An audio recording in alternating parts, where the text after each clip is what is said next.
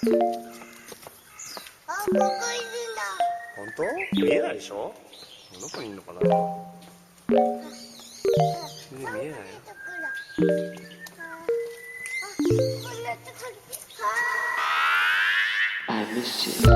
What's good, Internet? It's Monday, March 30th.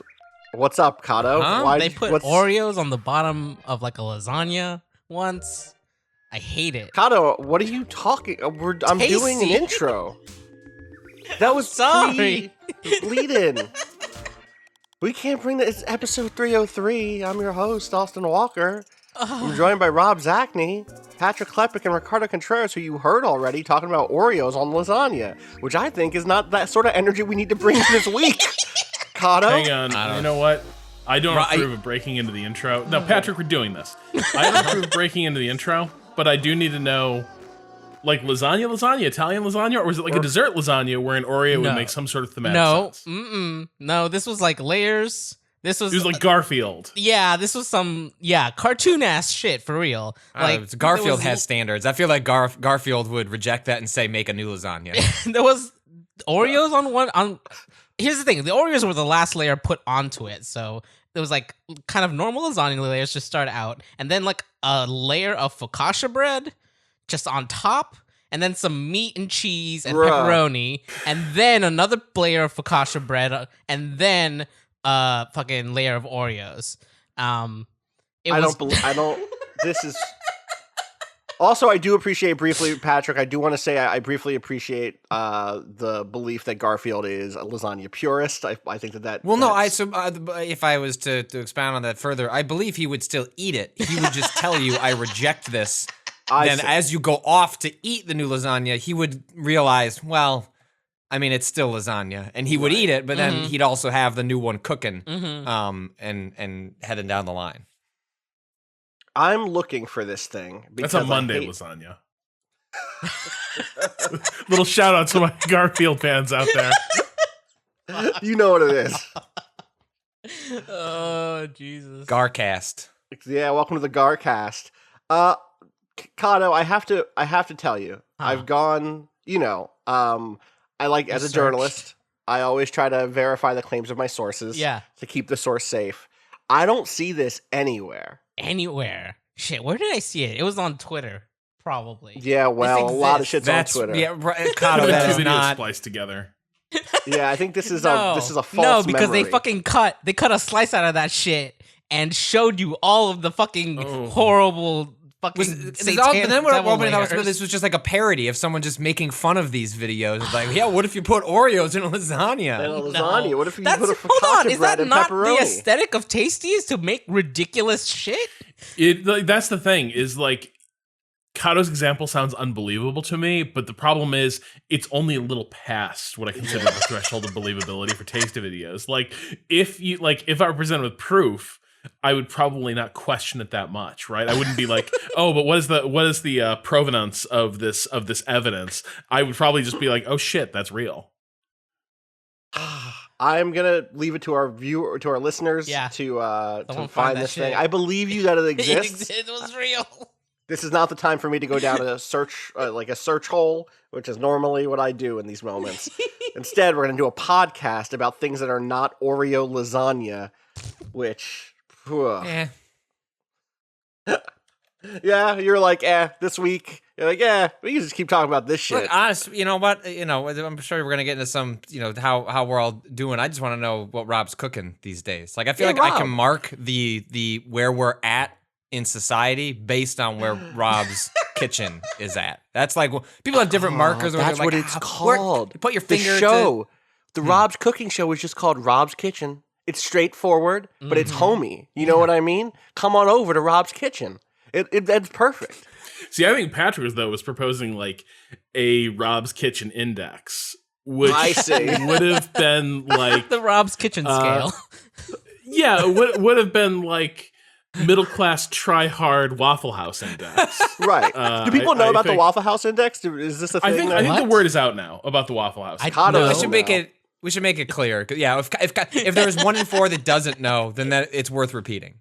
Craig Fugate, or probably Fugate, but I like Fugate, former head of FEMA, quote, If you get there and the Waffle House is closed, that's really bad.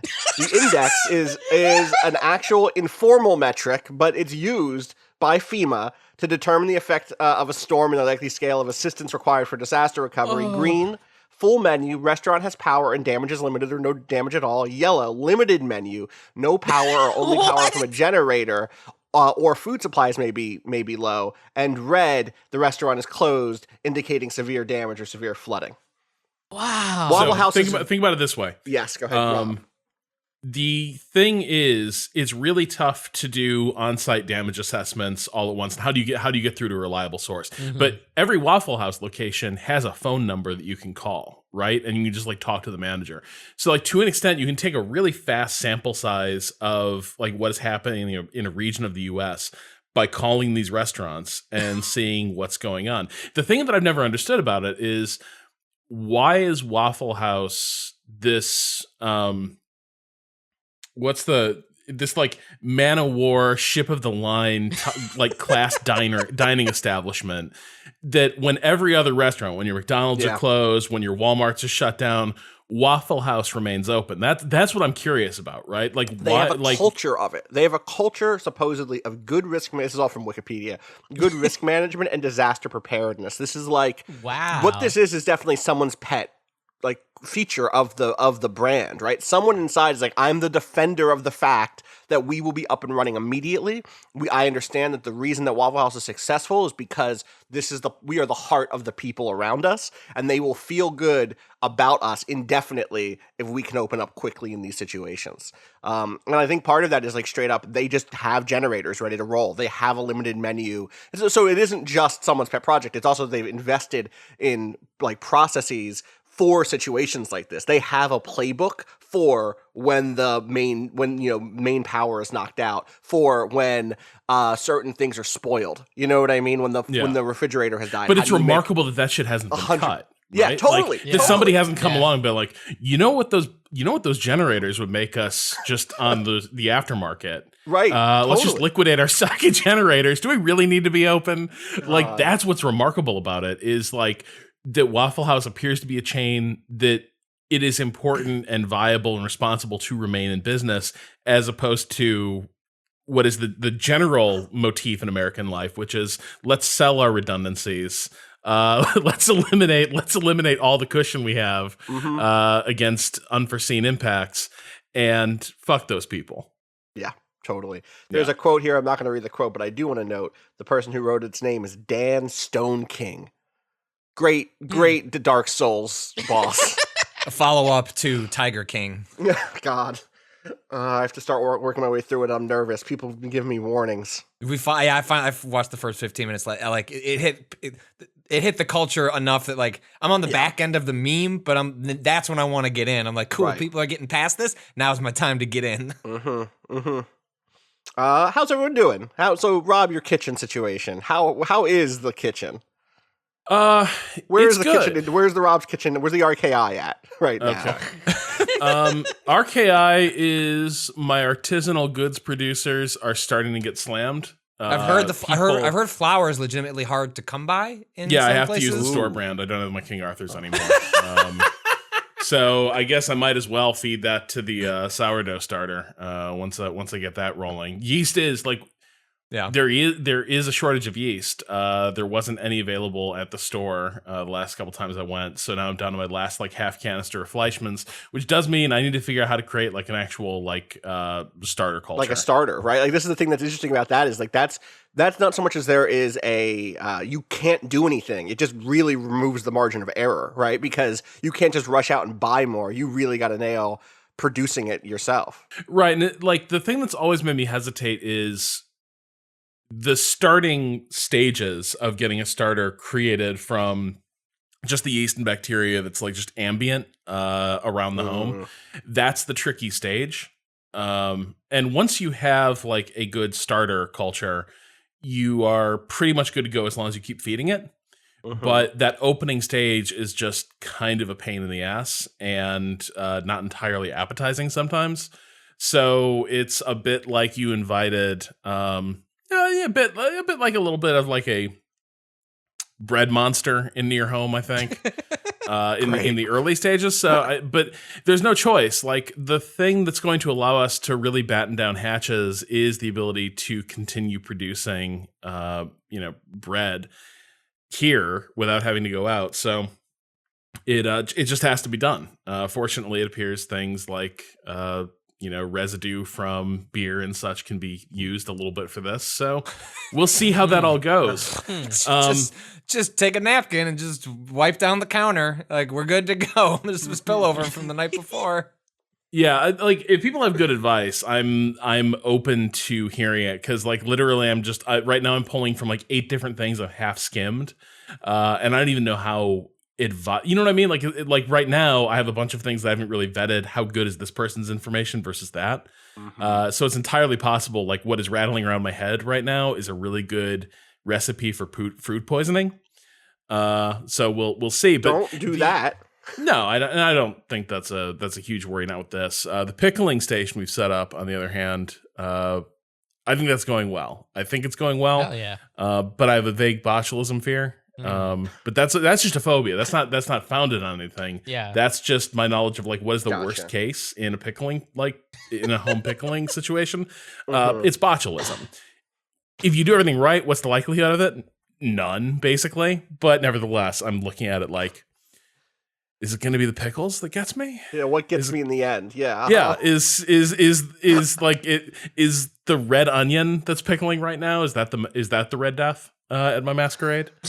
But no, the frustrating thing today is, so people have figured out that my town has a really good local dairy that provides you with a bunch of stuff. And for a while, like that was kind of my little secret. Because I've been ordering from these folks for like a year. But now everyone has been like frantically Googling, hey, how the fuck do I get like fresh dairy delivered to my home? And so my reliable little milk delivery every week has just been thrown into chaos, and didn't even recognize my milkman today. Oh no. Yeah, complete stranger to me. Wow. Have they hired up? Is that what's happened here? Or They've hired up, and then I think somebody also came along and swiped my first order. Whoa! I had a call for a redelivery. I was like, it's not here. The empties are gone, and my delivery isn't here. So they sent someone back through and dropped something off. But like, I am now paranoid that, are the milk bandits out there? Are there are there people pilfering my goods? You just have to be a little more attentive to your milk. Rob. Well, that's like, I might have to put the empties out next week. Put the empties out, and then go over to the tall grass and weeds in the roundabout near my apartment, and just make camp there. I think so. I think you're going to need to stand guard. I think ideally what you do is a Robert Redford, Paul Newman sting operation. I think you have to honestly get involved. I think you need to understand what the scale of the operation is, and not just who's grabbing a bottle of milk here or there, but does this go all the way to the top? You have to figure out how big this entire operation is, and maybe you could bring it down from the inside. It could be a scandal that brings down Northeastern Dairy. It's true. It really could. It really could. Patrick, Cado, how are the two of you handling the current moment of our time? Man, it's my wife and I take it. Yeah, I mean, I have 2 full-time jobs basically. Right. Is the thing. We've found a dynamic with having Jessica home all the time, but it's really hard. My wife has a much less flexible job than I do, and she's up against some time crunch stuff that just makes it where she has to be just really, she's one of those people that's in meetings all day on a phone call. So right. She's like locked away in a room and gives me spacebar. I can, but it's like this very strange dynamic where it's like we try to shift it where it's like on podcast days, she watches her for the time that I'm doing this, or at least as long as I can do it before she barges in the room, as people have found on previous podcasts. And then it's like, okay, well, it's not like I'm taking a break from work. It's like, then I need to spend, like, it's a whole different creative energy trying to keep her entertained, because, you find the limits of screen time. You find the limits of the things you've done in the past. And the weather has been trash out here recently, where on some level, while people weren't taking this really seriously, it was helpful because I didn't have to be always the mean dad that's saying like we can't go near those kids because those parents are irresponsible. Now people were staying inside, but boy, that cuts off your ability to just walk around the block. Like it was actually helpful recently. The park district finally. Illinois, although it's a little bit behind some of the states and is supposed to be sort of a hotspot in a couple of weeks, has been really aggressive about precautionary measures. And finally, last week they had informally shut down all of like the parks and stuff like that. But now they formally went and did that because the assholes weren't abiding by it. So now there's like yellow tape and a big close sign. And so at least now I can tell my daughter like, look. There's the close sign. She's like, oh, that's because of the germs. Like, yes, that's because of the germs. Because otherwise, it was us walking by it and kids on the swings and me just like, okay, my kid's going to scream and cry because you decided to be the asshole that can't handle telling your kid no. So I don't know. It's like, and weekends are even tougher because on some level during the week, it's like, all right, I'm going to kind of ignore my kid for a little bit and work. And like, that gives me something to do. And then on the weekend, it's like, cool, no, you don't have that excuse anymore. It's just your kid all day. And also you have lost 95% of your tools to try and find things to do with them. And it's just, it's exhausting is what I would say. I identify with that a lot. It sounds a lot like having a dough rise a couple times. You just live according to that thing's schedule. It gets demanding. It gets pushy. Of course. You just have to be there. There's no days off. I mean, that's what commitment and responsibility really does look like. Cado, you want to talk about commitment. You want to talk about running a small town, a small community on an island. In the time of crisis. Get up. Yeah. Having to get up every day, early, make sure you get those turnips. Check those prices. Check those prices. A friend of the sites, I won't name names, someone maybe who used to, well, see, now if I'm too vague, it'll sound like I'm throwing the wrong person under the bus. Oh, this is off to a good start. Oh, you know what? It was made public, so I'm just gonna read some messages here from Joel Fowler. Very, very pro tip: do not time travel when you have turnips. Joel bought a bunch of turnips, and then it hit 12:15. And he had more money, so he time traveled to a Hawaiian time zone. Hold on. What's up? Time travel? Change the gamers gotta like make everything. Oh, did he do some international dateline nonsense? He didn't. Not even that. He just like rolled the clock back. Yeah, but yeah, like he just went like because so Rob, every Sunday before noon. You get a visitor to your town. You get Daisy May to the town, who is, of course, the granddaughter of Sal. Was it Sal Joan? Yeah. Sal Joan. These characters, of course, run the stock market and sell you turnips at a price. And then throughout the week, you can flip those turnips for more money at the main shop. And time travel is when you move the clock around. In this case, what Joel did was moved it back to when Daisy May, this little pig girl, was still around selling turnips. The game knows you do that, and so spoils your turnips. And suddenly this huge investment Joel had made had evaporated into rotten turnips covered in flies and ants. And so that's my advice to you: is don't time travel. You can't win stonks by time traveling. You got to win them the right way. Good old American insight and determination. Right, by selling them within the week that you bought them. By finding someone online you've never met before and going to their town and selling them for a 600% markup. I think the most American way of handling that would be to force the government to buy your rotten turnips at the 600% markup. Yeah. You're totally right. 100%. Fuck. Yeah. Well, that's my advice. Cado, how is your Animal Crossing? We're talking about video games now. Let's do a quick Animal Crossing check-in. Yeah. How you doing? Good. I got Mabel. Mabel has clothes for me now. Me too. I got some good shit. It's good. It's great. It's been going well in there. I mean, I'm getting I've got the campsite set up, so I'm getting new visitors. so that I can get rid of some of my normies because Oh, are you getting ready? You're gonna like flip people out? You're What? gonna be like, What's get off happening? my fucking island. I want Yeah. better people. Oh boy. I mean, some of them are just like, come on, we can do better than this. This is what your crisis management mayorship. Sorry, you're a resident. You're the resident representative. Representative, yeah. That means that you have a responsibility. Those are your constituents you're getting rid of because they're quote unquote too normie. I'm No, sorry. Austin. I'm sorry that your district doesn't represent the demographic you wish it did, but God. they elected you. Austin, a society is like a bonsai plant. Oh Right. my god. And it needs a careful gardener / sculptor. And if Cado has a vision, I have say a what vision. you will. I At have least a- it's a vision. I was gonna say You know what? I think dream, it's a but- different type of tree. I suspect it's more like the tree of liberty, and I think it may be time to water it.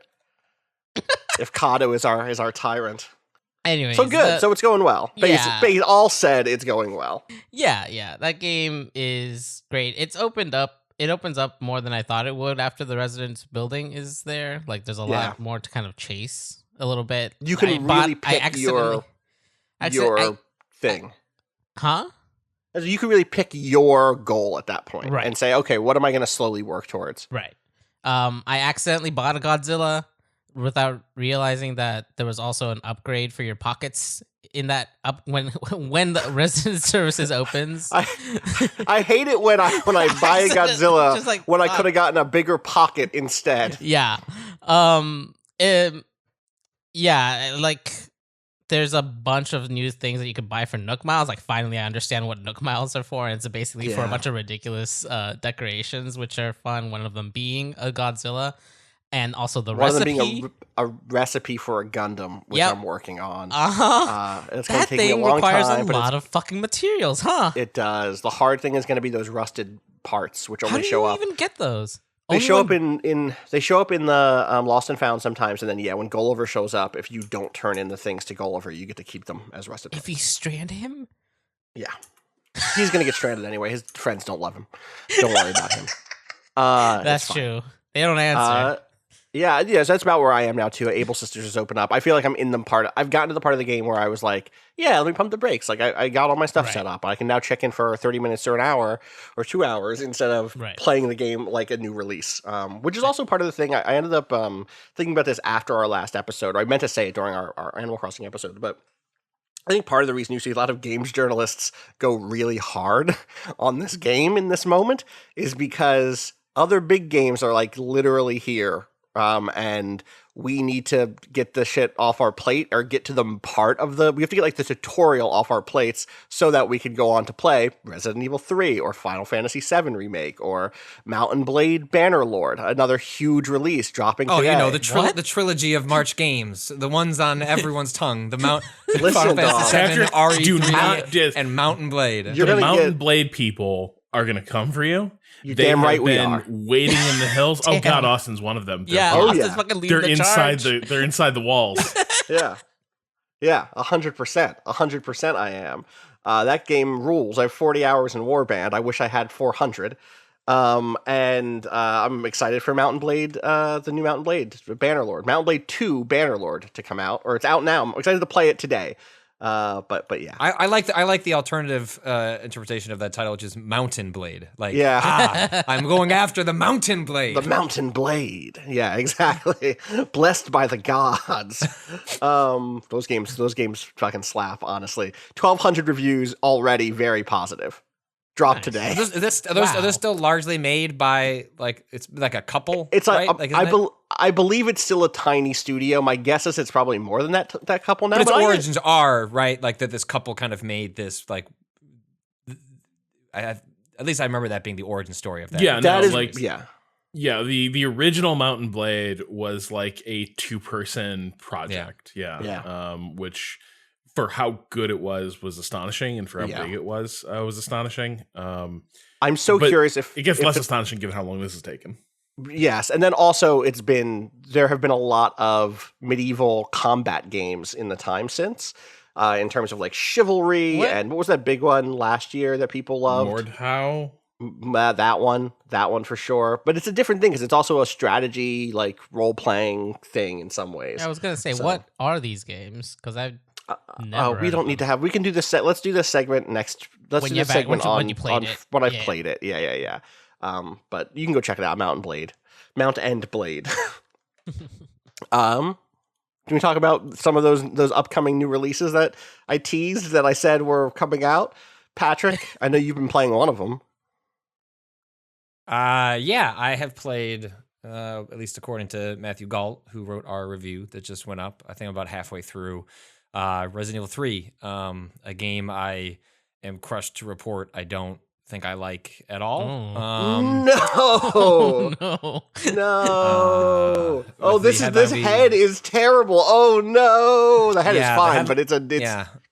The headline of Matthew's review is Resident Evil 3 is a crushing disappointment, and or a boring disappointment, which actually is more. It's crushing, but boring is more accurate to what it's like to play the game. I mean, it's such an interesting game to play relative to Resident Evil 2, and thinking about Final Fantasy 7 coming up in a couple of weeks, because when we're entering an era where the remakes mean something to me, right? Like if you remake Super Mario Brothers 1 or something, like it's interesting, but I was so young that I didn't grow emotional attachments to those games. I enjoyed them, but it wasn't until you hit, around your teenage years where you start like really like grounding yourself in those formative experiences. Like Final Fantasy 7 is one of those for me. Resident Evil is one of those for me. And so like playing Resident Evil 2, which I considered to be more or less a perfect remake. It's such a smart way to what I always imagine. Remakes can tackle things in different ways, but if when I imagine what it felt like to play Resident Evil 2 as a child, like playing that now, playing that update feels like they just plucked it from my brain and just boop. That's exactly what it was like back in 1998 or whatever. And like that is the exact feeling is recreated here. And it's updated, it's tweaked, it's new technology, but it feels like it's capturing the same energy. Down to the fact that the last third of the Leon Kennedy campaign sucked back then, and it sucks now. And they should have just like done something different instead of just taking that from RE2. RE3 was that team. This isn't the team that worked on Resident Evil 2. It's a different team. Was faced with like a much tougher problem because RE3 was always just, it wasn't ever particularly good. It had a good idea, which was like, what if you take the tyrant type character and like these lumbering Jason Voorhees, so like slasher villain characters, these unkillable lumbering creatures that stalk you throughout the game. And what if that was the whole game? What if that was the entirety of it? And then having played, but RE3 was just kind of a boring game. Like that's it. People remember the Nemesis part. It's an iconic design. It's an interesting premise, but it wasn't a particularly good video game. And so as opposed to RE2, which is, it's not 1-to-1, but it's 1-to-1-ish of like, just take what was there and just, just make it shiny and polished and brand new in 2019. Resident Evil 3 was faced with, well, actually, we're going to have to kind of make almost a new video game. You can take the story beats, take the characters, take Nemesis, but you're faced with, if you were to just take it 1-to-1, that would be a difficult translation to do. And especially having played RE2, where the Mr. X character, it was truly terrifying. Is one of the more distance I have from Resident Evil 2, the more I feel it is one of the the moments in Resident Evil 2 where I would be on the first floor of the police station and would hear the creaking sounds of Mr. X on the second floor, and I could know where he was positionally in that police station as I was trying to make my way, with a weird, a clover key or something, or I'm trying to sweep up the last couple items, and then hearing him getting closer. Naturally, the extension of that is like, but what if you did that for an entire game? Maybe that could be really interesting. And they just didn't solve that problem because Nemesis is not interesting. Nemesis is not some lingering threat that is constantly stalking you throughout Resident Evil 3. I mean, like they are, but it's mostly just set piece stuff, right? Like you're kind of going about a place, and then occasionally Nemesis shows up, and then his logic, like the logic of the creature doesn't make any sense. Like he stalks you, can destroy, like in the cutscenes, it's demonstrated he has unlimited power. He can like crush through buildings, like things, nothing stands in his way. But when he's actually chasing you in a sequence in Resident Evil 3, well, boy, he's just having trouble going into the door of that toy store, and he's just gonna stand around the corner and stare at you through that window. And he doesn't like go to an idle animation. He doesn't like walk off to do something else. He just stares at you and then Just becomes a guy in the parking lot. yeah, and then like he'll open the door and he'll be like, "Oh, time to make stars," and he'll like lumber his way over to the door, and then you'll back out, What? and then he just stare. Well, Time to So make that's what happened to the stars? Dunkin' Donuts guy. Yeah, is that he get a new job? well, Nemesis' Time to whole make thing the is stars. he's been engineered. I don't know how this works, but he's been bioengineered to only go after stars, which is the like the police force that found the mansion in Resident Evil 1 and then is like dedicated themselves to taking down Umbrella. And Nemesis does not go after random civilians. This is not just like a bioweapon that's like going after everyone. It's just it walks around going stars. If I quit stars, does it stop coming after I think me? I think he knows, but I'm not as rich on the. He vets your the paperwork. detailed. Yeah. Yeah. He's like, I put in my 2 weeks, Nemesis. Like, leave me alone. You're All right, still on Cobra you benefits. can go Close enough. And so he has like an expanded move set. Like he can brandish guns. He has like this tentacle he can like shoot at with his arm, but it's just not. It's not fun to interact. It doesn't feel like a system designed creature in which you're trying to be clever.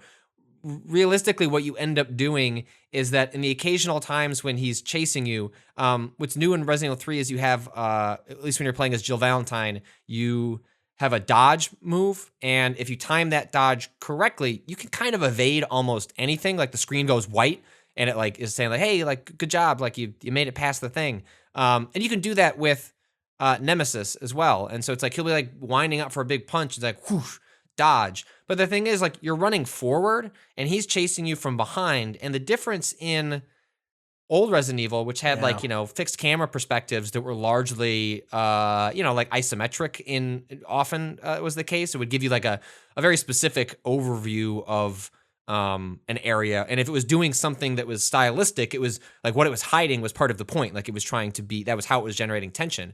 But a lot of camera angles in Resident Evil 3 were like, if you go and watch like a Let's Play, it's like a lot of them are higher up over on top of Jill Valentine, specifically because it's trying to give you like a lay of the land for how to like dodge Nemesis. And here you don't get anything like that. It's a behind the shoulder third person game. And so there's all these moments where it's just like, I don't even know what Nemesis is doing. I know it's chasing me, but I'm just kind of like slapping the dodge button every couple of seconds when I feel like maybe it's behind me. And then occasionally Nemesis will be like, you've gotten stars, you've gotten too far from me. Kind of sounds piratey-ish the more I try to do this voice for Nemesis. He can jump in front of you and like he'll like stomp on the ground. And I guess what typified it was I just did this boss fight that takes place on the top of a roof, and it's the first time where you're supposed to like load bullets into Nemesis. He's an unkillable Is that code machine. for shoot? Yeah. I was gonna, okay. And Gotta load some bullets into this guy if you get what I am saying. Well, because they're just lodged in there, so you're just kind of loading them into them. I'm not sure the bullets are really doing a whole lot necessarily. But you're not encouraged to like waste any of your ammunition on Nemesis until like this sequence, and then you're just supposed to dump whatever grenade launcher, whatever shotgun stuff you have into him, so you can just kind of slow him down and you can escape. And the set piece is a rooftop where there's nowhere to get away. It is an electrical circuit breaker that's of course on the fritz, and like right before you get up there, there's a note that says, "By the way, we've put those circuit breakers up there and they're on the fritz. Definitely don't shoot them or sparks would go everywhere." Which on some level could be charming, but the way this game plays it is just not particularly like charming in its sort of like weird straightforwardness of what it's communicating. And so he gets up there. It's the first time he can use the flamethrower, and I just walked in a circle around these two sets of pieces of wood, and I'd wait for him to empty his flamethrower liquid. I don't know, like what goes in a flamethrower Liquid. exactly? It's Liquid? Is it liquid. just gas Fuel, and it's in yeah. It's probably a special sort of fuel, right? It sticks on things as part of what it does. Anyway, we Yeah, don't need and to get so- into the particulars of flamethrowers. They're gross. And I never got hit, was never in danger. I just walked in these like slow, methodical circles, would peek out, hit him with the grenade launcher, and then, the cutscene rolled. And it's not a scary game. It's not a tense game. It's not a very interesting game. You don't want to like review the game that you wanted it to be instead of the game that it is. But my hope for Resident Evil 3 was to take Mr. X and the systems of Mr. X, of a thing that is stalking you, and that what is you as a player, what tools do you have? Whether in Resident Evil 2 there weren't tools, it was just like using your audio cues and your survival instinct to just avoid him. Right. This doesn't build on that in any meaningful way. I mean, Resident Evil games prior to RE4, where RE4 went full action, and RE3 was about that transition between those two.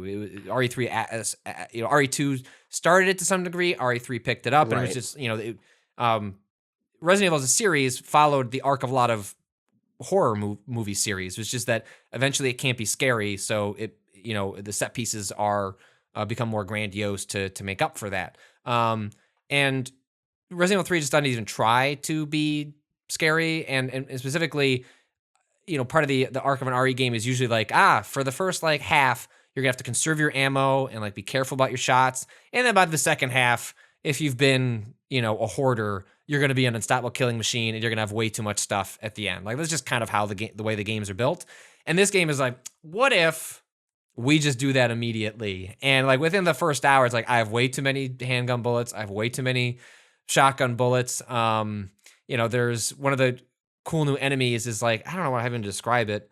It's kind of like a pinkish flesh face, and then it opens up, and it's got these really creepy mandibles. It's kind of like a Cthulhu esque sort of thing.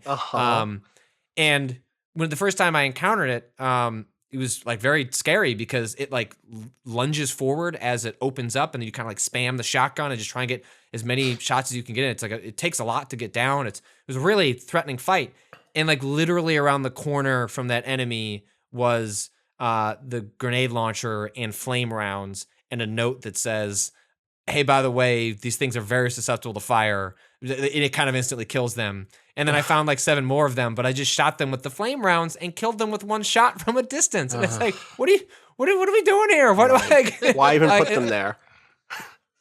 Yeah, so the game is just full of Patrick, like I just want you to know that was the most Brecken-esque I've ever heard your voice raise. What are we even doing here? That was extremely Nick Brecken voice. Here's my question. Here's like my actual biggest question is when I played Resident Evil 2, the thing that really, really brought me in was that feeling of clearing spaces, of like effectively moving across this map.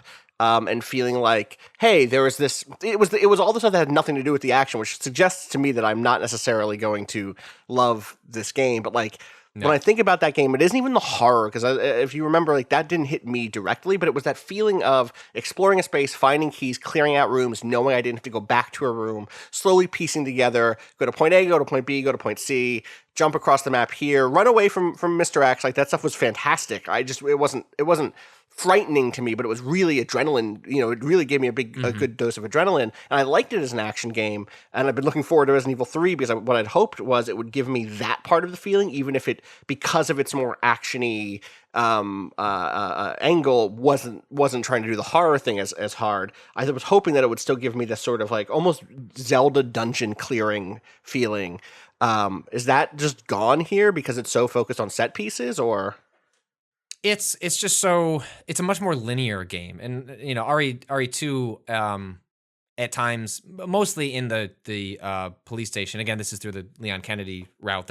I know that you did the Claire. Yeah. They're still very similar though. Yeah.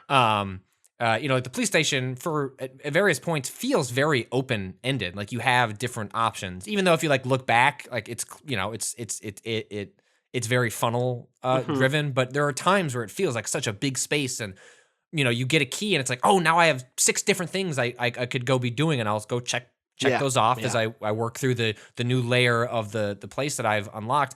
And there just isn't, at the point that I'm at, for what I understand, I didn't RE3. I didn't actually play on the PS1 for whatever reason.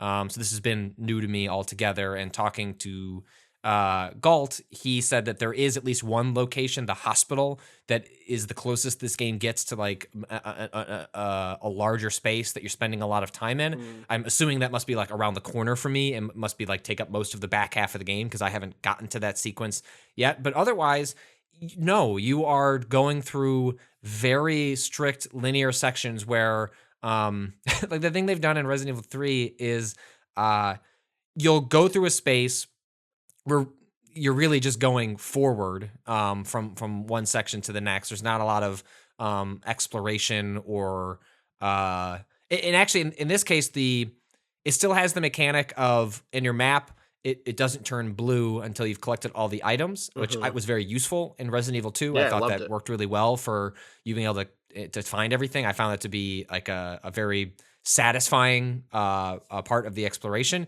Here, because the environment's all that interesting, because there's not that much to look at or do, what I ended up doing is like I'd walk into a space, and then the first thing I do is like, is this one blue already? Immediately? Cool. I'm just gonna just run to the door on the opposite end, avoid these zombies. It like took me out of the experience in a way that was working much differently than Resident Evil 2. And even in the spots where they're trying to harness some of that, it's just, I don't know. I didn't find that. Maybe there's something unique to being in a confined, like constrained space and working through the layers of that. Because Resident Evil 3 is much more exploring parts of the broken parts of Raccoon City as the outbreak spreads. Like Resident Evil 3, I believe the timeline is it takes place before Resident Evil 2 and then during Resident Evil 2. I don't know where the timeline ends, but like there are moments where in Resident Evil 3 where it fills in some character stuff for moments in Resident Evil 2, which are kind of cool if you care about that stuff. But no, there's really like that kind of Metroid-y style elements are just not here nearly to the same degree. Like the closest it gets to it is when you're going through an area, some doors will be locked because they have like a chain, and eventually you can get chain cutters, or like there's like this universal Raccoon City like lock that your lockpick can get through that is everywhere. And so you'll carry one of those in an inventory slot, and when you go back through a space, you'll unlock those. I mean, to give you an example of like how crude and rudimentary this game over and over, in the same way that I mentioned the flame rounds being found around the corner from an enemy type that then immediately sort of neutralizes the tension of that enemy type. So one of the first major puzzles in the game, slight spoilers, I guess, is a safe where you need to find the combination, like classic Resident Evil puzzle. I'm like, okay, well, I'm looking all through the room that I was in, like maybe it's here. And so like I'm spending all this time looking at this painting, be like, maybe there's like a hint in here, like it's the leaves, and it's, and it becomes clear, no, that's just a goddamn painting. You can just keep walking, and then you'll probably come across something that informs you on what to do. And what you did is like I walked down, I went across the street to some convenience store, and in that convenience store, I think did you, Austin, did you see in the Discord that we're in the main channel? I pasted it earlier. I might have to scroll back a little bit. I'll look for it. What's up? You got it? Is it when a friend of ours, Matt Kessler, shared the incredible song Into Free Dongan from Dragon's Dogma? Is that what you're talking about? Another fine Capcom product? It is not that. Here, it is this. Oh, yes. I did see this. So I walk into this convenience store, and I'm wondering, like, how are they going to cleverly hide the combination for this safe? And like, no, it's just on this poster of a highly sexualized women promoting aqua care. Aqua Cure, please. Escape Aqua Cure, please. Sorry. To ecstasy. And there are these numbers on it that have been circled, and it's not even like the game, like hey, figure out which one is left, right, left. It has left, arrows, right, laughed on it like as though like he wrote. The only thing that's missing here is that he didn't do it in his own blood with his hands, like to mark it. It's really, it's just, really, it's really so obvious. Like it's like if Nemesis itself is a brute force obvious object, that's what everything else in RE3 feels like, is a brute force obvious object. It feels like they nailed the aesthetic part of it. It is gorgeous. It is beautiful. There is some wonderful body horror stuff going on here. If you know, like the kind of like the grotesque stuff that is sometimes part of what I find like really appealing and interesting about Resident Evil. A lot of that's here. It is amazing to look at. And Nemesis is really creepy and weird. It's just not that fun to play. And I find myself disappointed at just how limited the imagination was for what this interaction with Nemesis could be. That said, it seems like it's like, you know, it's like 8 hours. Like it's like, it's fine. Like it's absolutely fine. Like once I accepted what it was, and that normally when I play a horror game, it's like, turn down the lights. I'm gonna get a drink. I'm gonna make sure actually the fireplace isn't on too much, because if it's too high, then like it's like actually makes it a little harder to see the dark colors on the projector. So like I've got this ironed out like this, and I'm not doing any of that in Resident Evil 2. Like my kid's running around. I'm like, it's fine, Jessica. Like the game's not making any attempt to scare me, so I'm not gonna make any attempt to like meet it halfway on like setting up the perfect atmosphere around me. So it's a okay, beautiful action game, but relative to the highs of RE2 and what I thought was possible for RE3, it's not what I was looking for. So I think go in with adjusted expectations, and I think people will be maybe able to meet the game where it is, as opposed to what I was hoping it could be. Well, that is the biggest disappointment of my day so far, but it's not even noon yet, so, you know, we'll see how the rest of the day give it goes. time. Yeah. This, you know, the news these days has a way. Exactly. Let's take a break while I bemoan the fact that I won't be able to... I mean, I'm still going to probably try to play this game. I was looking forward to it a lot, and it's an easy play, right? Like it is very much a turn your brain off. Yeah. Like, you know, it's progress through a thing. Progress through a thing. Like it's. I gotta fine. say, it's just that RE2 I thought was sublime. Yeah. It is truly great. Yeah. And this is just not anywhere. The biggest bummer for me here, I remember when this was announced, going, it's coming out next year. That's quick. And I hadn't really, I mean, I of course had thought like, oh, well, maybe they were already starting work on it, blah, blah, blah, blah, blah. But I really wish they had taken another year to go over all of this design, it sounds like, and maybe do more than just like make certain encounters better, but rethink how to make this game in a stronger way. I don't know. I think for the way they're approaching making these games, that this is what they arrived at makes sense, because if you look at what they did and didn't do to Resident Evil 2, not that there wasn't a lot of work put into that game, but it's not like a fundamental reimagining of Resident Evil 2, right? It is both not as simple as just a new coat of paint, but it is not as complex as developing like a brand, like starting from scratch and just taking some base level elements. Like it is still very much the core of Resident Evil 2, that original game, and what made it work. And I think for better and worse, that's also what this is too. Like, and it was playing with a much more flawed foundation, and they didn't put in the effort to rethink, what is that foundation? What if we tossed out like a bunch of it and just like reimagined what Resident Evil 3 could be and what it means to interact with this creature? And so I see why they arrived at this. And I think if what Capcom is going to be doing over the course of like the next, 5 years is more than likely taking the same approach to the entire franchise, right? Like, I don't know if they'll go as far as Resident Evil 4 or Code Veronica, which would be more,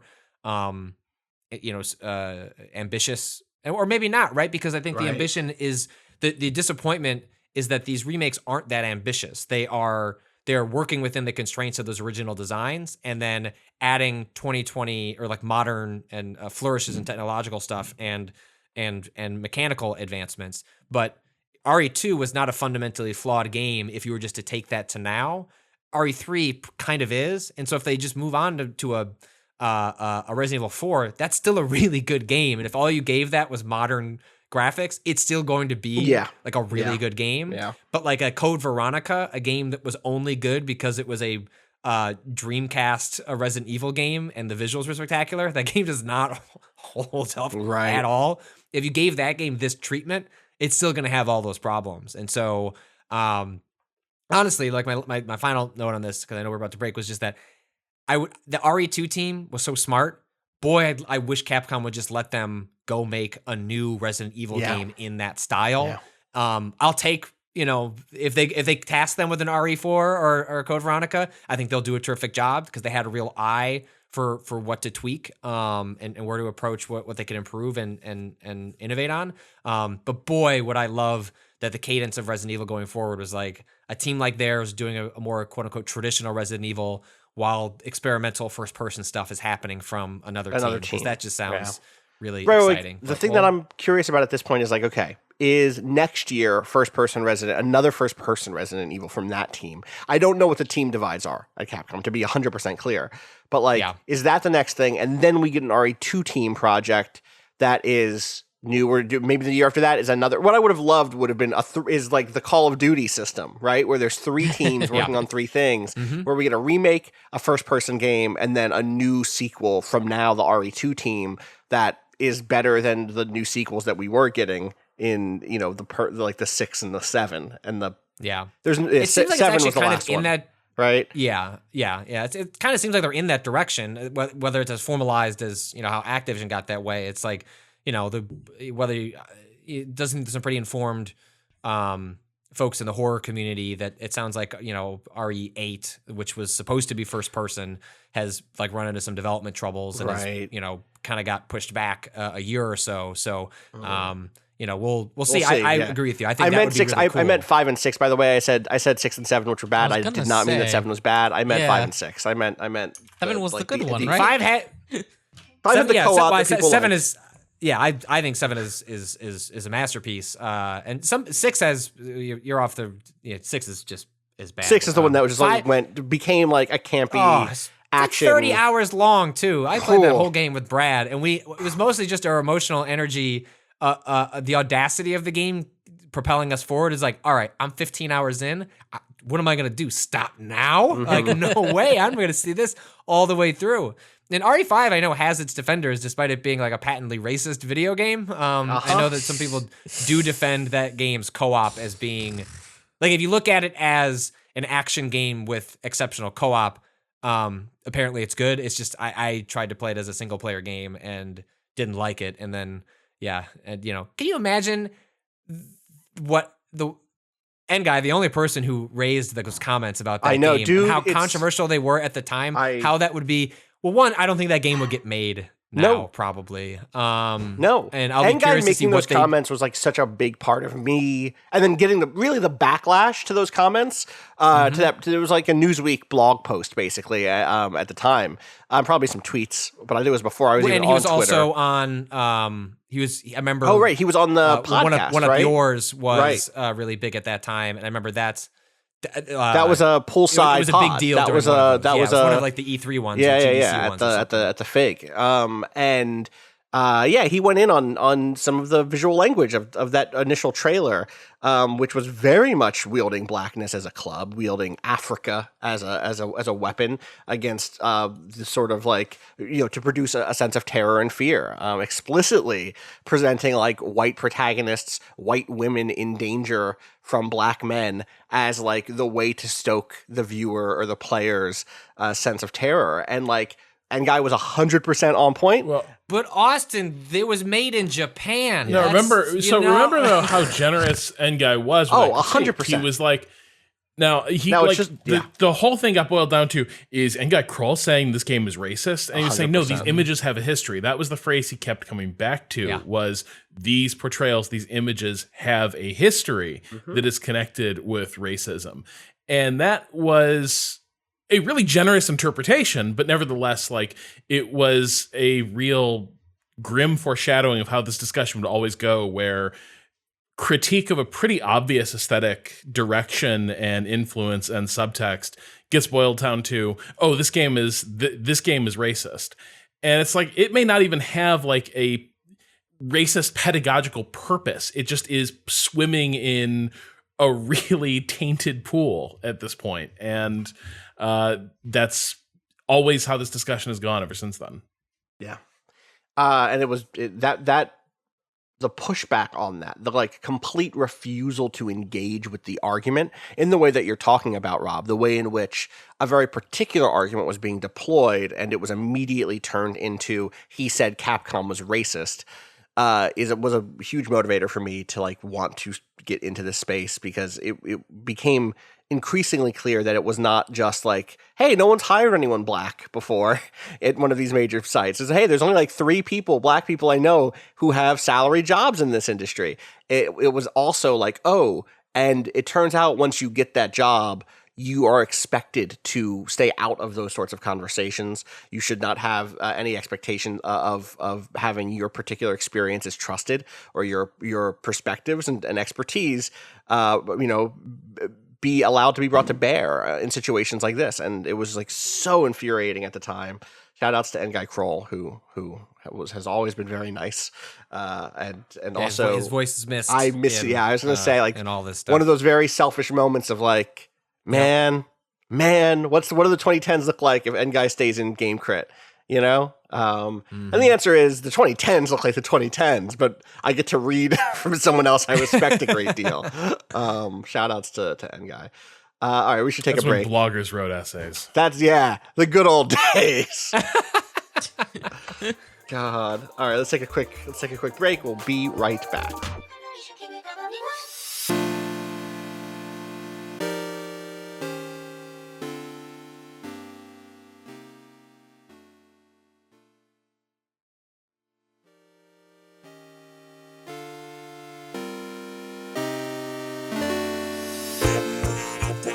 All right, we return. Rob, how are things going on your end besides the trying to find a yeast starter? What are you doing to occupy your like gaming part of your brain in this moment? Oh gosh, I'm making all kinds of questionable decisions. Yeah. Okay. So it hit me this last week where I'm like, this is starting to psychologically just wear on me a little bit. And I was like, you know what would feel really good right now? To go back to Control. No, not the DLC that just came out. That's topical. I'm saying replay the entire game. Oh, right, because you played that on Xbox, right? Yes. So when I sent I sent you a code a week and a half ago, and you never responded to tell me it was a useless code for you. So there's been a Control. Well, it's not DLC useless. code. It's not useless. It's going to be a little treat for me at the end of this playthrough of Control. Be like, I also did in my link. Didn't I give you a link to a full? There was a game save download, so you could just jump into the DLC. Oh well, that's why you should read these entire messages. Then. There was a Dropbox link to a save sent by the PR. Oh, I thought that was just assets. Oh, silly me. Anyway, point is. Oh my god, this is how you didn't find 2 of the fucking abilities in Control. Bad signposting. I agree. Damn. So Get them. the other reason I'm playing through it again is so now I'm playing it on the PC with just maxed out everything. Like I was like, let's live that ray tracing life and see what that's all about. And it looks good. Like it is like I'm really enjoying playing through the game just to see how absurdly vivid and lifelike it comes across. And now that there's a photo mode, I'm totally fucked. Because every single scene I have to like stop and be like, I must capture this. I spent like 25 minutes trying to line up the perfect picture of Jesse Faden regarding the vending machine with the the white label packaging for all the snacks. I spent like 25 minutes trying to get the shot of like the perfect nonplussed reaction to that vending machine. So that's one of the things I've been spending my time doing is photo documentary work in the world of Control as I play through it again on PC, and that's felt pretty good. I also have been still wrapping up Vampyr. I've gotten now past where I was before. Okay. So now Which I'm is in where? How far? There's like what three area? Yeah, so now I'm late in the West neighborhoods? End, where all the rich people are.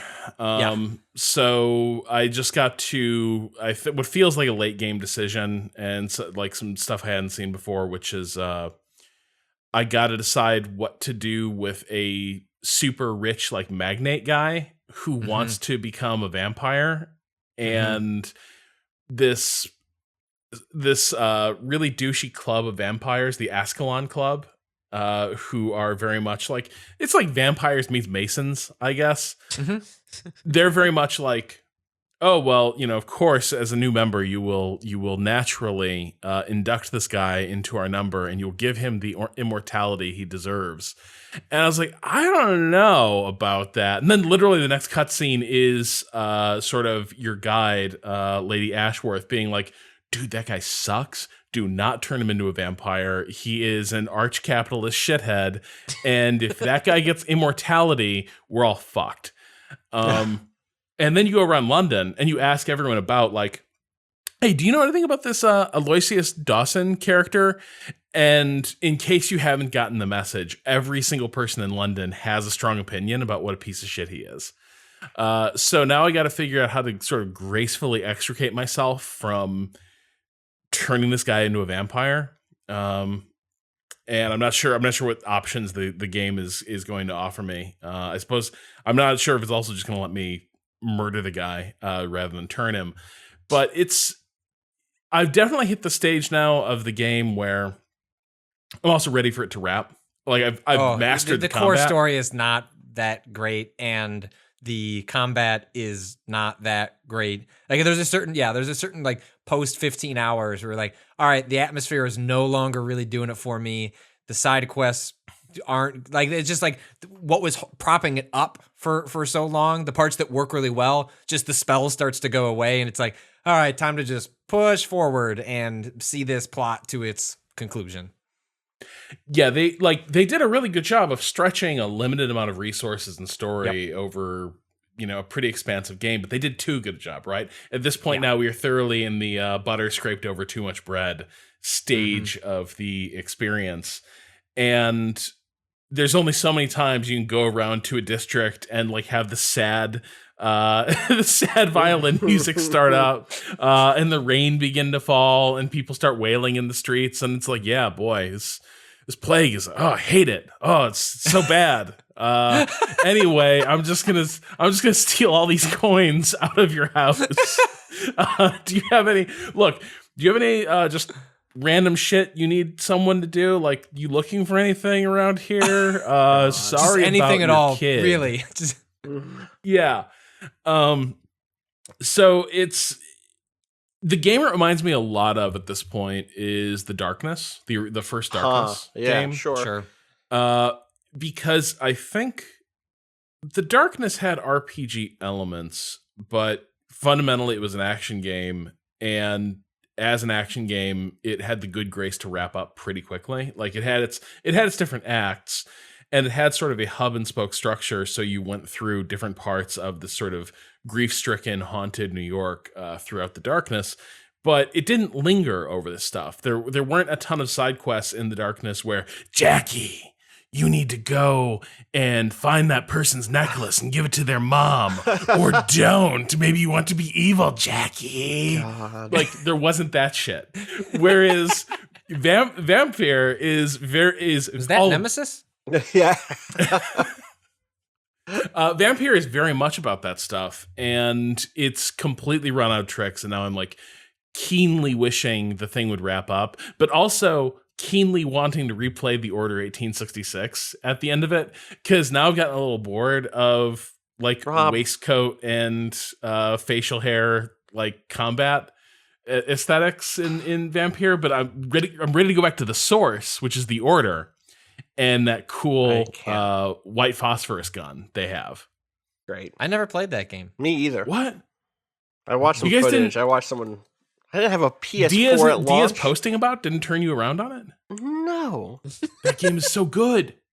So my memory is just ensnared with, it was very pretty, and then all the reviews were like, this is very boring to play, and so I just never got around to doing anything but watching trailers. Just foolishness. Just rank amateurism. What made the Order good? So the Order, was it the mustaches? I mean, look, the game style does count for a lot, right? It very much is like Full Metal Gilbert and Sullivan. But I think there's something else, which is that the Order is very much playing around. It's like the Order's taking sort of a League of Extraordinary Gentlemen type idea where the Knights of the Round Table still exist, but now they've also invited famous historical characters to join their ranks. It's the cast of Hamilton. Well, it's Lafayette, at least. He's one of the guys now. Has he turned on the revolution yet, or which era of Lafayette are we? This is kind of a naive fuck up, so really could be any era. Okay. But probably more French Revolution. But I think what makes it interesting is that the Order 1866 is basically the Knights of the Round Table have been fighting an endless war, a forever war, one might say, against like vampire kind and threats against the English Empire for like literally centuries.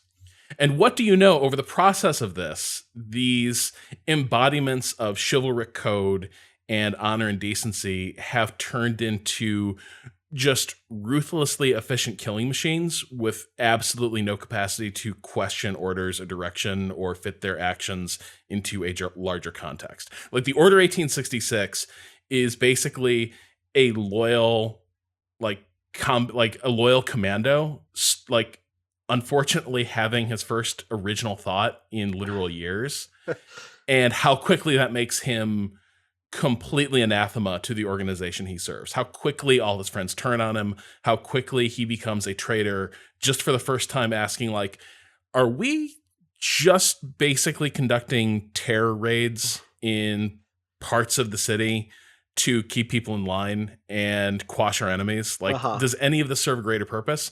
And the minute he questions that, he is, of course, on the run. Right. So it works out pretty well. Like, I think the game's story is actually more interesting than it comes across. It does do all the steampunk bullshit. Like, your gadget guy is Nikola Tesla. Like, you're not getting around that. Like, oh man, I need to upgrade my equipment. This is Nikola Tesla. What are you doing here? I've played enough Assassin's Creed games. I can get past that part. That's not going to be the hang up for me. I am realizing so much that the Order 1886 is the most Waypoint 101 game I've ever looked at. This is the sort of thing that in a different world we would have tried to cram into our schedules and been miserable about at the end of the month when we realize. No, we would have loved it. Well, no, none of you would have been on that show. Me and Dia would have done the show by ourselves. It would have been great. I would have done it. This looks like Binary Domain with ties. So, it's so much better than Binary Domain.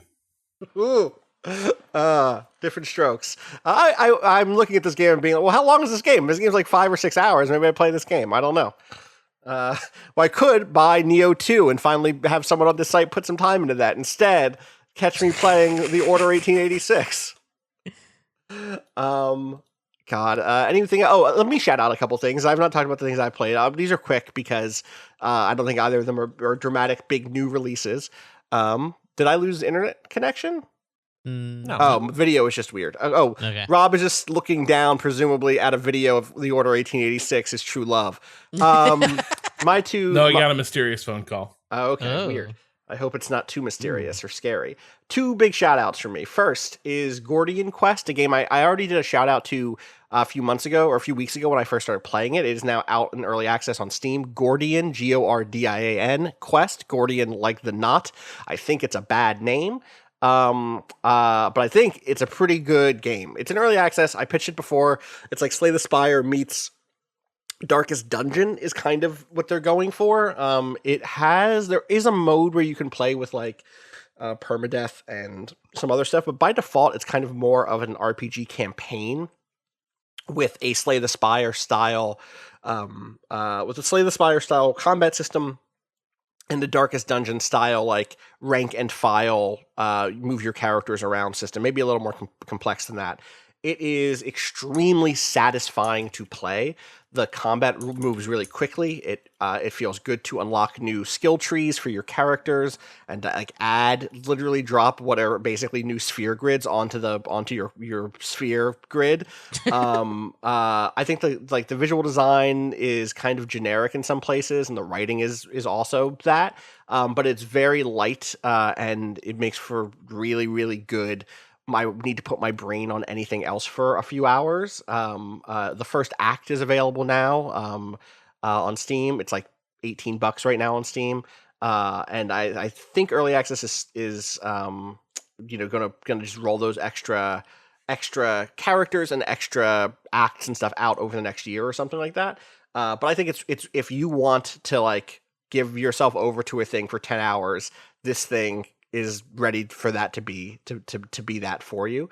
The second thing is a game that I originally played in early access. So again, that was called Gordian Quest. The second thing is a game that I originally played in early access, and having played Gordian Quest, I was like, I wonder what happened to that. And then like almost instantly, I received a message about Deep Sky Derelicts coming to console, coming to Switch, and I want to say PS4 and Xbox One, but at least Switch.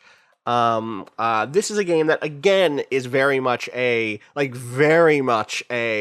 indebted to Darkest Dungeon in terms of like feeling like the characters are ripped from a comic book page, like a dark, grim, Silver Age comic, sci-fi comic in this case. It's about kind of scavengers in a space, a kind of dystopic space universe, sci-fi universe.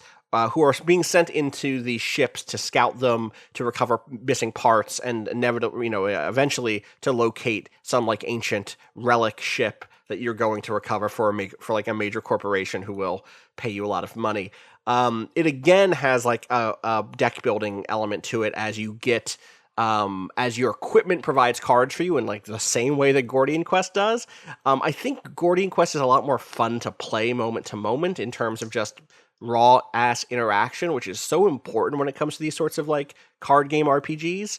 It needs to feel good to play a card in these games. It needs to feel good to swing to like select an attack from your menu. But the vibe of Deep Sky Derelicts is very good. I think it was kind of slept on because it got that early access release that made everyone want to like wait for the big release, and then the big release hit on PC, and like it did okay. But I think it's probably better than it's mostly positive reviews on Steam, but it's probably better than the attention it got, if that makes sense. I really like the feeling of like moving through these and mapping out these kind of blueprints of the derelicts. The kind of like tile-based map, setting up, you have this resource that's constantly ticking down that is just like energy for your gear. And you can set up like energy generators that make certain tiles free to cross over. So like you can kind of set one of those up at like the choke point or at like the entryway to a big hall. That way, whenever you're exploring the main area, you're not burning through energy. There's all sorts of interesting decisions layered on top of each other. So shout outs to those two games, which have been giving me the exact sort of brain scratching I need in these troubled times. So yeah, those are my two quick shout outs. Anything else we want to hit before we wrap up? I want to shout out the Room VR. But usually what happens is like whenever some big VR game comes out, I'm like, all right, before I put all these cables away, like try and spend some time with other VR games. And so because of Half-Life Alyx, which I liked a lot, then my thought was, yes, I'm gonna get there, Austin. I just switched to a better link. It's fine. Yes. No, I definitely wanted to bring that up before we wrapped. The Room is started as a iPhone and iPad puzzle game with a very Lovecraftian sort of a theme, at least aesthetic theming. But the whole attraction of the Room games was that they originally, like back in like the beginnings of people creating like sort of like touch-based games, it was like the tactile feel of like interacting with an object. And so the appeal of the Room was like, here are these intricate puzzle boxes that you're, spinning around and touching little pieces and like dragging this one around. It was the feeling of, pulling one lever and watching 6 things spring out from this complicated piece of machinery. And then they built a whole universe around that. I loved and played like the first 2 games and then kind of fell off it after that. But they'd made a number of them, and they've been since ported to Switch and consoles and stuff like that. And I think it works okay on non-touch based devices, but it's always been the case, in my opinion anyway, that they function best and feel best when you're really just kind of like sliding your finger along sort of like the crevices of these devices. And so they put out the Room VR a couple of days back, and I played about 90 minutes of it, and it's really neat. It's a different sort of tactile feel because obviously in this case you're not touching a screen, you have these controllers, but like the main interaction point is gripping things. So like with the controllers I have, the Valve Index ones, it can detect when your fingers are resting on the controllers or if you're lifting them off. And so you can do that individually with all of your fingers, or you can like do it as kind of like as a fist. And the way the game works is like if you're grabbing objects, you need to physically like close your hand with some amount of weight against the controller, which then will then grab an object. So you're doing that to, grab a switch, or like there are a lot of objects where you like have to spin things around, and I'm having to like put my hand in weird locations to alternate between them in order to move things around, or there's a rope that I had to pull, and so I'm doing that, and I think it works really well. It's gimmicky in the ways that VR is good at, and the puzzles themselves are really, really well done. So I've enjoyed the 90 minutes I've played. If you've liked the Room games before, this is another good one of those, and interacting with it in a different style has been satisfying. So I think that's on PSVR and the Oculus stuff, and also on Steam for various headsets. Awesome. Okay, This thing. Go ahead, Cado. I was just going to ask if they got timing-wise for the game. We're gonna move on. No, this story came in. Yeah. Obvious joke is obvious. Come on. These games have I been coming out for years. You got to get that Rousseau in for the first one of these. Right. Get your Rousseau in where you can get it. I get it, but Eurogamer backed up with a second report now by Video Games Flipped around. Chronicle. Eurogamer is backing up the original report. Oh, is it? So VGC is the first one. Video Games Chronicle is the first one. VGC, is that right? That is correct? Yes. Yes, I see. Have reported that Nintendo will be releasing several new releases, so several new re-releases, remasters of some Mario games.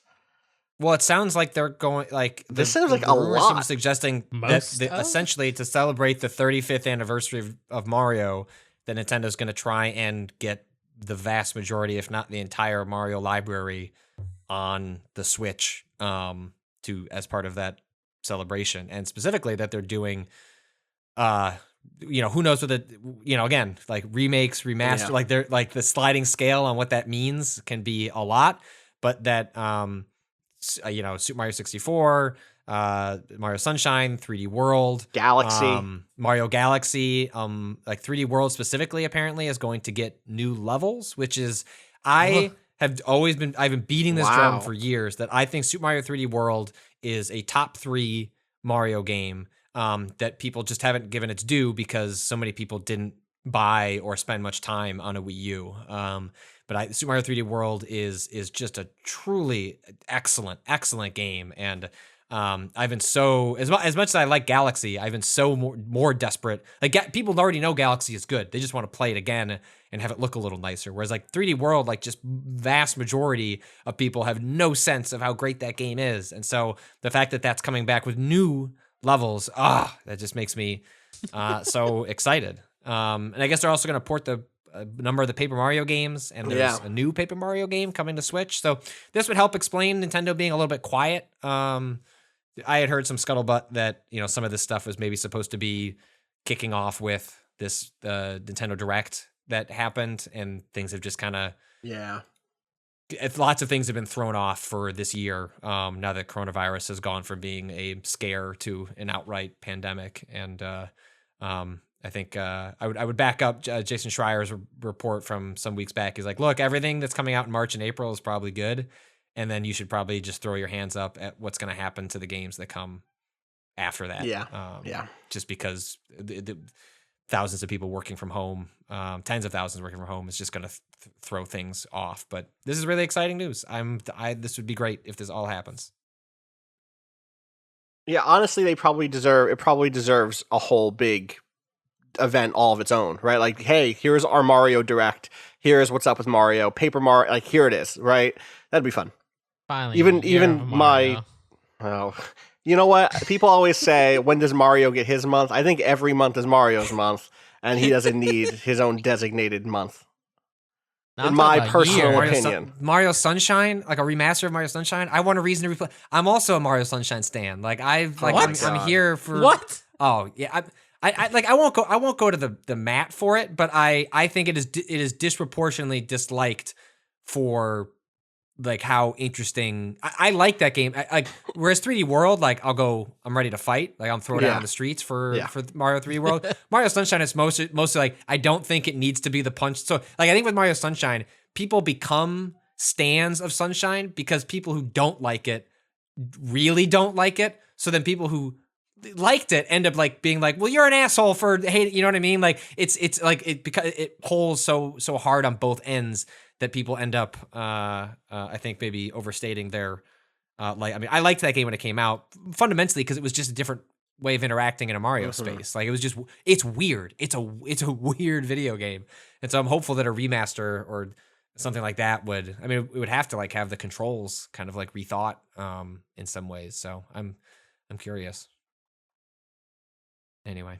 More Mario. Patrick, I need you to know that on our side, you've been cutting out for most of your beautiful defense of Mario Sunshine. So I only heard enough to figure out that Patrick staked out a very bold position for something that ultimately amounted to damning Mario with faint praise during that entire. Like, I'm a stan. Like, yeah, it's not very good, but people who hate it too much. And I'm gonna die on that hill. That was it. That's basically the that's argument. not. That's you know what I'm gonna go. That's yes, sure. That's close enough. That's fine. That's what I heard. I'm curious to see how much of a remaster is a remaster in some of these instances. What all they could add that could be very fun. Or like how they change presentation, stuff like that. Also, real quick, Patrick, I need you to weigh in one more time on one thing that I watched you beat this weekend. Ori and the Will of the Wisps, because I watched you wrap that game up, and I'm curious. I really sitting liked with you. Yeah, no, I loved Ori and the Will of the Wisps. I think it's a great game that still has some technical issues that wait for the next. There's a big patch coming. It was supposed to come last week. I guess it didn't. So wait on that maybe. But I think it's a really, really, really good game that identifies a bunch of the flaws of the first game and builds upon them tremendously. My problem was, and I'll end up writing a blog about this week, is that the ending is confounding in like the moral lessons it tries to impart about, I don't know, victims and how they choose to like work through their abuse and calling those things evil and calling people who are abused fundamentally evil. Bro, people that choose to be evil. There's a line that hits. Like, there's a line that hits and towards the very, very, very end of that game. I won't spoil what the line is, but I was shook. I was like, whoa. Like gif of that kid like whole body convulsing and going backwards. Like that is 100%. Oh man. Really, truly. Yeah, I'll end up writing a spoiler bit about it. It was, it only underscores the story was pretty light, and it got away with having a light story in the first one because the world and the mechanics were really stellar. And in this one, they try to go a little story heavier, and I think only exposes some of its issues even more. And yeah, that line in particular, which is an arc of the whole game, right? Regarding the main, basically, like without explicitly spoiling, like the arc of the main villain when it is revealed more about their nature and what has happened to them, and then where the game lands with like where the narrator, like how they choose to characterize this villain is truly breathtaking in how shitty it treats the villain is the hero. I'm on their side now, actually. Ori is just this dipshit going around just wrecking stuff, and maybe this villain needs to be reconsidered.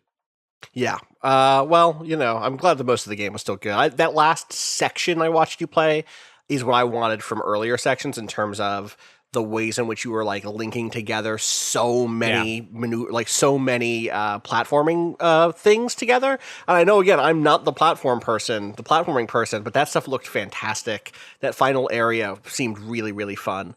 Yeah, you were just like you're using several moves to like keep yourself in the air in a way that I wish that game had more optional difficult areas where like if the main just different ways for you to like, look, hey, you want to stretch your wings out here. Like we've set up parts of the world that are going to, let you do that. Yeah. And instead of it just being the last like fourth of the game, which makes sense for the arc of it. But it's just once you get into that like flow state and you're using everything in front of you, it's like it's so good. And I just wish there was more of it. Yeah. I think that's it. I think I don't have anything else to shout out. I don't think I have anything else to... Still other news that I'm itching to talk about, I don't think. Unless anyone else has anything else, I think it is time to truly finally wrap up, go on with our Mondays. The Able Sisters shop has opened up in my town. I need to go buy some glasses, some cool new shoes, so I got work to do. I actually have to deal with taxes today. Today's my finally get my fucking taxes together day. Yeah. So wasn't all that extended? Yes, but I have weird friends at the table means I have like a whole other thing to deal with, and I'd rather just get it all done now.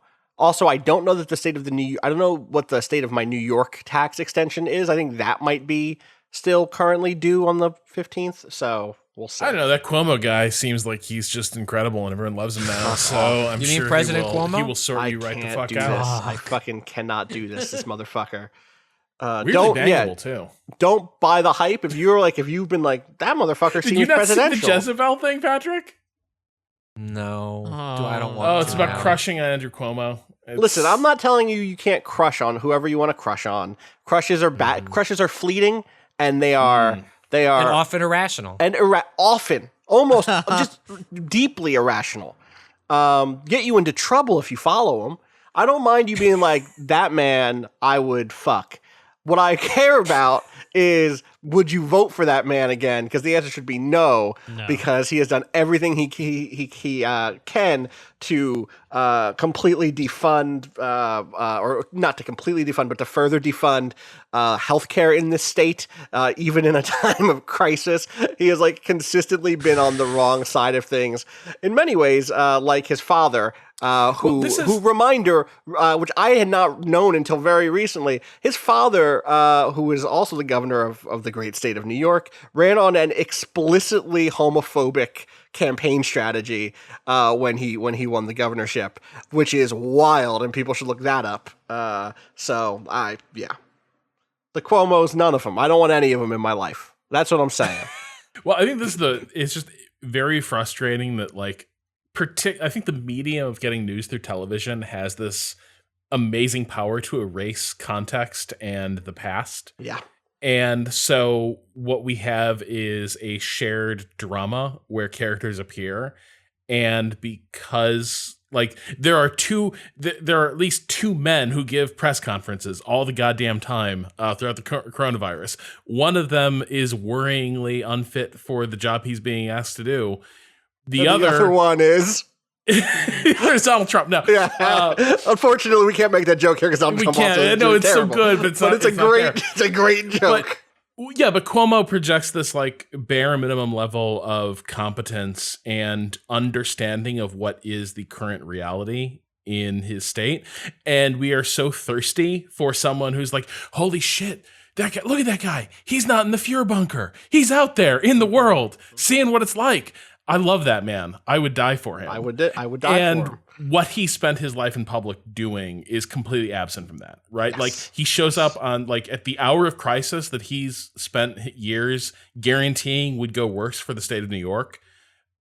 His appearance on television forgives him all of that. It's exasperating. Well, I think it especially helps him because he's He's able to be the foil against two different rivals, Donald Trump and Bill de Blasio, both of whom have been much worse and in different ways, to the degree that Cuomo gets to like walk the line here.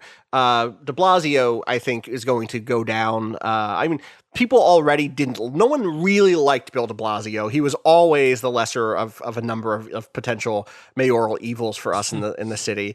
And the way that he was so flippant in February about the COVID-19, I think is going to bite him in the ass for the rest of his life. I think will really spoil his chances in popular politics and in big city and state and federal politics, because he was one of the people who was the most like, hey, get out there. Listen, you don't have to change you just have to be more careful, social distance. Hey, here's a great movie to go see, which is not the right attitude to take, because he seemed, I said this at the time, he wanted to come across like, your older brother, your best friend, more than a parental figure, more than a figure of governance and a figure who is willing to make a hard call. Meanwhile, Trump has really moved between conspiracy theorist and authoritarian to the degree that now he is explicitly victimizing, putting Cuomo in the position of victim, letting Cuomo play the victim, when in fact the real victims are the people of New York, in which Trump is now asymmetrically assigning aid to different states, which if you haven't read about this, which is a pattern he'd already established. Yeah, of course. Yes. He'd already been playing favorites, but I think people expect that to be, I think so many people have a low key, have like a low key realist in them where they're like, well, everybody, there's like a little David Plotz on everyone's shoulder that says, listen, it's human nature to have favorites. And in any given administration, there's going to be, fluctuations based on personal relationships. And that's just the way it is. And what you need to do is build those relationships. Part of a good governor is to have a good relationship with the federal branch and da-da-da-da-da. But I think a lot of people expect that to go out the window when a crisis happens and the president goes, all right, get it done, like help everybody. And in this case, what Trump has done is not done that at all, in such a way that the discrepancy between what states like New York are getting and states like Florida are getting in terms of what the requested aid is remarkable, is like scary. It truly really is this sort of necropolitical stuff, where those in power are able to wield the kind of weapon, the control over death by determining who gets the bare necessities of life, right? And keep their hands clean while doing it. And this is something governor can't really, like, governor can go pick a fight on the airwaves and see how that works out. Maybe it will, maybe it won't. But this is really a fight that, like, honestly, if anyone should have been lowering the boom on this shit, it probably would have been Nancy Pelosi these last couple of weeks, ever since she took control of the House, right? Like, no. If we earmarked funds for a thing, it's going, like, you are paying Puerto Rico or nothing else is happening, right? Like, we said this money has to go here. That's not up for debate. We control the federal budget. That money is going out to the people it's meant for. Yep. And when that line wasn't defended, the door opened to this. And once again, we're seeing the money get fucked with. And instead of any sort of hardball negotiation, we saw the CARES Act, which was, my God, won't someone think of the banks? Please. Won't someone think of Boeing? Will someone please? Listen, they're bad at making planes already. What if we could give them money now so that they could waste this also? Please. Fuck. We can't get into the CARES Act. We don't have the time. We can't shout out the Instacart strikers, though. Good for them. Yeah, absolutely good for them. That started today, correct? Yeah. Which it'll be interesting to see how that plays out, because as I understand it, Instacart was already at a huge backlog for orders. I'm not sure if that's national, but I do know that in this area, I was talking to. So I have a shopper who was ex-Instacart. I use a service called Dumpling, which is pretty cool. You sort of have a direct relationship with a shopper. They get a higher cut and pretty much all the tips. There's no in-store markup. I like it. It seems like a pretty young service, but it seems worker-oriented. It seems like a cool alternative. But I was talking to one of the shoppers, and they were saying that Instacart around here is basically asking you to schedule your delivery orders like 2 weeks out. So I'm really curious to see how the strike plays out, because it has the potential to be especially disruptive. But the thing that does scare me is also, man, if you've been waiting 2 weeks for your order and the strike happens, that's going to, like, there are people depending on orders and they're going to be in an awkward position. I think the strike is absolutely right. And this is on Instacart, but it's one of those places where the effects of it do get sticky, right? Like there's no way to hold this line without inconveniencing some people in the short term to defend the safety and well-being of a larger group over time. Oh, what a fucking time. To all of you listening out there, I hope you are all staying safe. For those many of you who I know are going to work still because you are in an essential job or because you're in a place where there have not been safety regulations put in place that keep you at home, or where you literally are in a position where stopping work right now is impossible, or not going into the workplace would be impossible for you financially, and you don't have any other way of making money right now. Hearts go out to you. Hearts go out to those of you who are working from home or staying home. Be safe. Take the precautionary measures that you've been informed are the right ones for your situation. You know that our hearts are with you. Unfortunately, that does not keep you safe. All it can do is hopefully boost your morale a little bit. We'll be back later this week with more. I'm going to play some Mountain Blade. I don't know what else. What else is shit out this week? Is what is RE3 the big thing? RE3 was the big thing this week, right? Yeah, but it's not out till Friday, I think. Okay, so I will not weigh in on that, but that's fine. I hope everyone out there who is settling into their Animal Crossing routines is having a good day, having a good time. I hope that your island is as peaceful and beautiful as those of ours are here. Let's get into April. Here's what I want to say. When we next record this podcast, it's going to be April. April's going to bring a new energy. We're going to turn this ship around. I gotta catch a string. I feel like you're cursing us. April is it. I feel like in the movie version of this, you just said that and we hard cut to like mid-April, and yeah. Rob is covered in bacteria. It's like I tried to what is the culture? I'm the culture now. Culture. Yeah, exactly. Don't you want to see my starter? Bread. Yeah. Bread. Starter. Yeah, exactly. All right. That's going to do it for us. Thanks, everyone. As always, thank you to Bowen for letting us use the track Miss You off the EP Pale Machine. Find out more about that at waypoint.zone/BOEN. You can find me on Twitter at Austin_Walker. How about you, Cado? At A_Cado_appears. Rob. They're baking me. Let me out of here. And Patrick. Patrick Clovey. God. As always, you can find everything we do, twitter.com/waypoint, waypoint.vice.com. As always, also as always, fuck capitalism. Go home if you're allowed to. Otherwise, good luck in your workplace. Peace.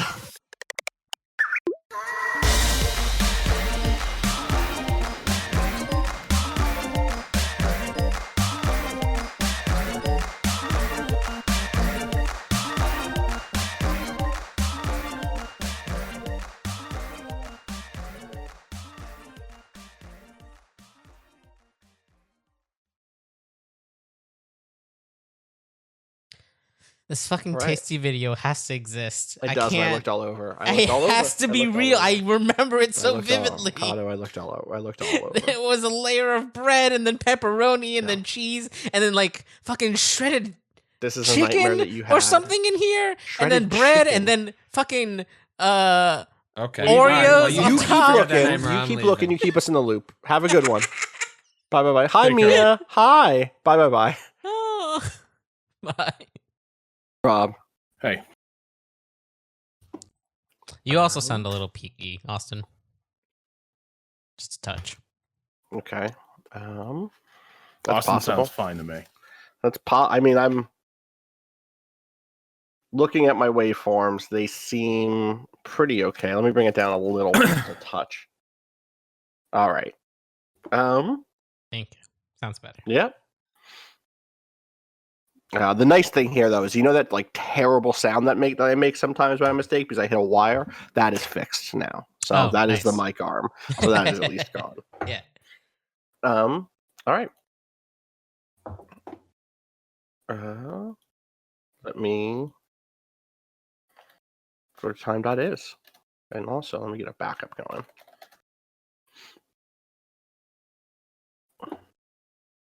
Boom. All right. Backup recording.